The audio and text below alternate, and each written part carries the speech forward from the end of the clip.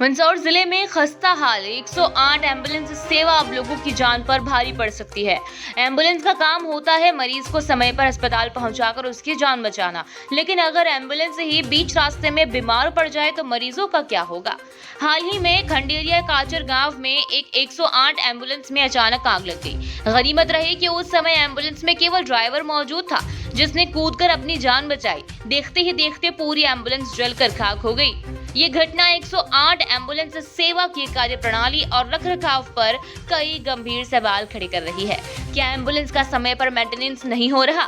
क्या खटारा वाहनों को ही मरीजों की सेवा में दौड़ाया जा रहा है? और क्या मरीजों की जान जोखिम में डाली जा रही है? इन सवालों को लेकर सामाजिक कार्यकर्ताओं और जनप्रतिनिधियों से बातचीत की। उनका कहना है कि स्वास्थ्य सेवाओं में भारी लापरवाही सामने आ रही है।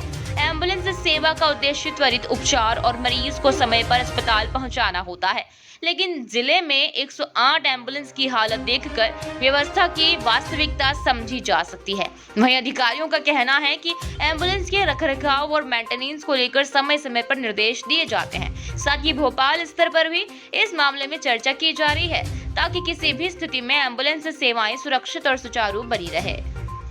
मेरा कहना 108 की एम्बुलेंस की जो व्यवस्था है बड़ी खस्ता हालत है और मुख्य जिला स्वास्थ्य अधिकारी को इसकी मॉनिटरिंग करना चाहिए, समय समय पर इसकी चेकिंग होना चाहिए, इसमें आवश्यक उपकरण है या नहीं, जैसे ऑक्सीजन, स्ट्रक्चर, अग्निशमन यंत्र, और गाड़ी की कंडीशन क्या है, उनके टायर प्रॉपर है या नहीं है, उसका मेंटेनेंस समय पे हो रहा है या नहीं हो रहा है।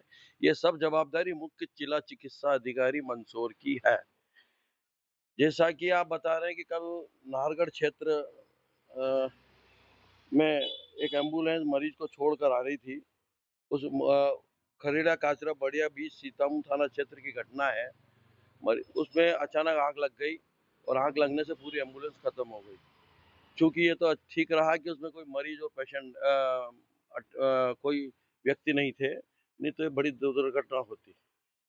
इसको देखते हुए प्रशासन को अपनी जवाबदारी तय करना चाहिए और सारी एम्बुलेंस की मॉनिटरिंग कर उसकी जांच होनी चाहिए और उनकी देख-रेख की व्यवस्था समय-समय पर होनी चाहिए। मेंटेनेंस हो नहीं रहा है, सारा ठेके पद्धति पे चल रही है, समय पे एम्बुलेंस आती नहीं है, मरीज घंटों परेशान होते हैं। 108 जो नंबर सरकार ने दे रखा, घंटों तक लगता नहीं है, क्योंकि मंदसौर एक ग्रामीण किसान और लोग रहते हैं। काफ़ी वो समझते नहीं कि किस प्रकार से फ़ोन लगा के एम्बुलेंस आती है। वो इधर-उधर भटकते हैं, काफ़ी परेशानी का सामना करना पड़ता है और एम्बुलेंस समय पे आती नहीं है और बड़ी विचित्र ये है। तो मैं माननीय कलेक्टर महोदया से निवेदन करता हूँ और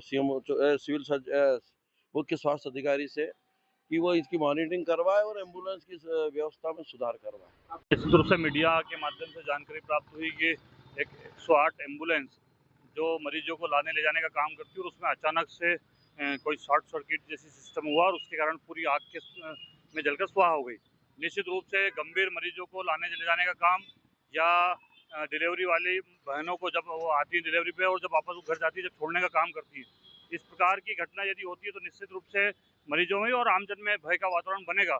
तो मैं स्वास्थ्य विभाग के सारे अधिकारियों से भी निवेदन करूंगा और मध्य प्रदेश के स्वास्थ्य मंत्री जी जो हमारे उप मुख्यमंत्री के नाते मध्य प्रदेश में काम कर रहे हैं, व्यवस्थाओं को सुधारने का काम कर रहे हैं, उनसे भी आग्रह करूंगा आपके माध्यम से कि तत्काल प्रभाव से मंदसौर की जितनी एम्बुलेंस संचालित हो रही हैं उनकी पूरी जांच कराई जाए। वे यातायात के मापदंड में यदि सटीक नहीं बैठती तो उनको हटाया जाए। उनके अंदर जो पार्ट्स लगे हैं वे किसी स्थिति में वे ठीक है कि नहीं है, इस बात की भी जानकारी होनी चाहिए। मैं मुख्य चिकित्सा अधिकारी से भी निवेदन करूंगा कि ये आपकी नैतिक जिम्मेदारी बनती है कि यदि सरकार सद्भावना के साथ काम कर रही है, अच्छी भावना के साथ काम कर रही है, तो अधिकारी भी उसमें अपनी सहभागिता निभाए और पूरी मुस्तैदी के साथ जो एम्बुलेंस गड़बड़ है उसको तत्काल विभाग से प्रभाव से उसको रोक लगानी चाहिए। हाँ, मेरे संज्ञान में आया है कि 108 एम्बुलेंस में किसी कारण से चिंगारी वगैरह की वजह से आग लग गई है और कोई जान माल की हानि तो नहीं हुई है।